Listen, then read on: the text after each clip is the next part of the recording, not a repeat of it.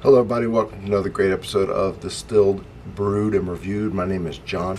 I am in my world famous sipping den, and on this channel I do everything that has anything to do with alcohol, and I do the same thing with coffee. My famous Sunday morning coffee reviews. That's a lot of stuff, okay? Everything that has anything to do with alcohol and coffee? Yeah. How hard is it?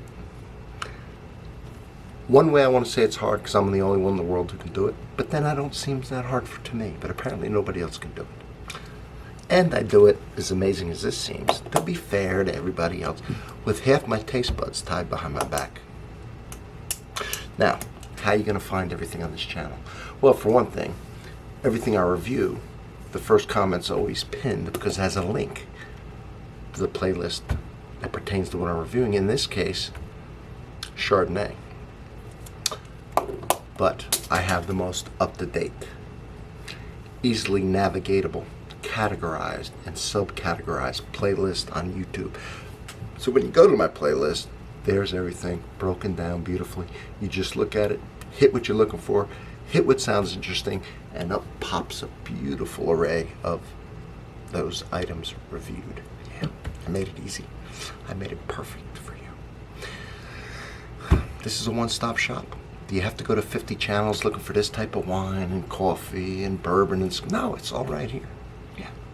It's a one-stop shop. And for that, I deserve, I look forward to your sub. Let's get started. ITER. ITER Chardonnay, California, Napa Valley. Let's look at it. Very simple label, right? ITER. Got their logo. California on the back, which I will read to you real quick. It just simply says ITER 2018 Chardonnay California, from the Latin word traveling the road. It's got a little saying which we don't need to read. Vinted and bottled by ITER Napa California. Alcohol 13.5%. Okay, that's it. Very simple. Had a real cork in it. Not very expensive. I don't remember what it is, but it's certainly under $20. There it is. I'll let you look at the color, right? This isn't a radio show, so you can see. But for those that might be listening while you're driving, listening to my playlist, it is a, what would you call that? Golden yellow. Golden yellow. Kind of like a very ripe pear. Pear skin. All right. Let's give it a sniff.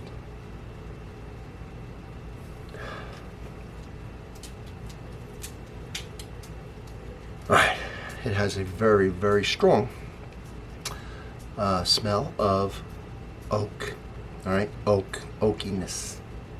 Now, I tend to go more toward French Chardonnays, Chablis, white Burgundies, or unoaked or very lightly oaked. This is heavily oaked. A lot of you like that, right? Particularly Americans with the bourbon, they tend to like a heavy oak. Nothing wrong with it. It just makes it harder for me. It's kind of like a dark roast coffee, which I enjoy, but it gives its own flavors. Of course, you're not getting what you might get out of a medium or a light, but it's just a matter of preference. It's not a big deal. But so for you, tell you, it is heavily oaked. I can smell it. Very strong. Extremely strong wood smell to it.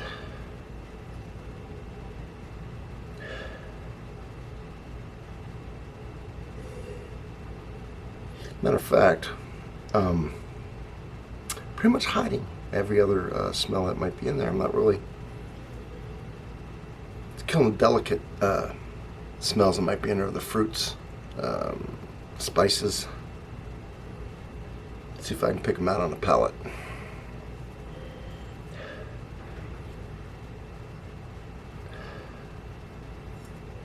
I am getting, because of the heavy oak, I am getting a kind of a spiciness, kind of a cinnamon almost, or some kind of a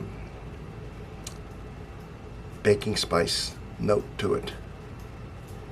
But first and foremost, wood. Now I am getting a spice, like a baking spice. baking spices being what? Nutmeg, cinnamon, you know, those type of... So I'm happy for that.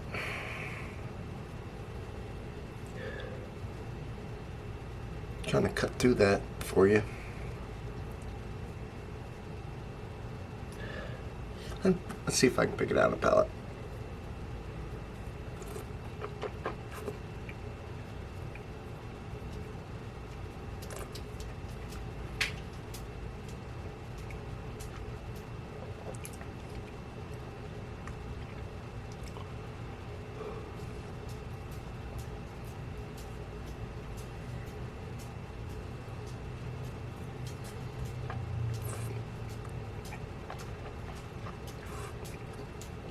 So let me say this. I really pick up on woods because for two reasons. One, I did some time at a cooperage for Brown Foreman. And two, my father was a woodworker. Not for a living, for a hobby. So I really detect woods. And this had the smell, of course, and the taste. Now, the smell was much, much too strong for me. I wasn't crazy about it. I finally got some baking spices shining through. Now, in the taste,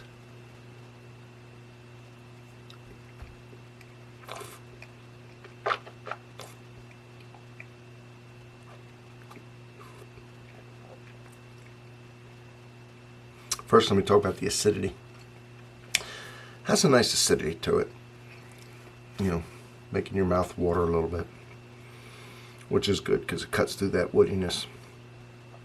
The wood's there, but as your mouth warms it up, right? Now it warms up in your mouth. Some of the other flavors come through a little bit, so wood's not going away. The wood's there. It's not as bad as the smell on the taste, but it's a heavy wood.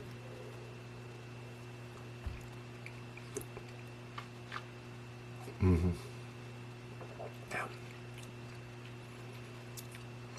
Very heavy wood.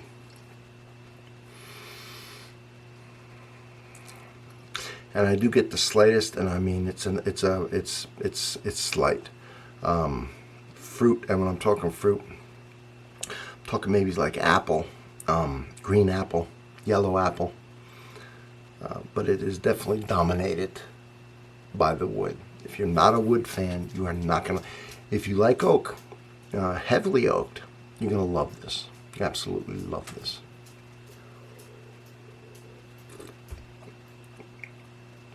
If you're not a big fan of oak, you're going to hate this.